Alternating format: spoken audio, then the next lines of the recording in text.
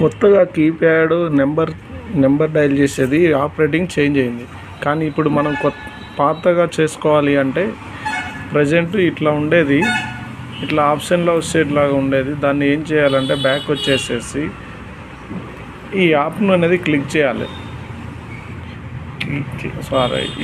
ఈ యాప్ అని ఇట్లా క్లిక్ చేస్తే ఆప్షన్ వస్తుంది. ఇట్లా ఆప్షన్ వచ్చినప్పుడు ఇక్కడ క్లిక్ చేయాలి. ఇక్కడ క్లిక్ చేయాలి. ఇక్కడ ఓకే కొట్టాలి. ఓకే కొట్టిన తర్వాత ఇక్కడ పైన 3 డాట్లు ఉన్నాయి కదా, ఆ డాట్లను కొట్టేసేయండి. ఈ ఓకే కొట్టేసినామంటే ప్రజెంట్ వచ్చేసి మనది పాతది లొకేషన్, పాత యాప్స్ ఎట్లుందో అలా రాగలుగుతుంది. మళ్ళీ ఒకసారి చూద్దామా, పాతదే వచ్చింది కొత్తది వచ్చిందో చెక్ చేద్దాం. ఇప్పుడు చూడండి, మన ఈ పాత ఈ కాల్ లిస్ట్ మనం ఇన్కమింగ్ కానీ అవుట్ గోయింగ్ కానీ వచ్చేస్తుంది. కానీ ఆపరేటింగ్ చేంజ్ అయింది చూడండి. ఇది సింగరయ్య స్వామి యూట్యూబ్ ఛానల్.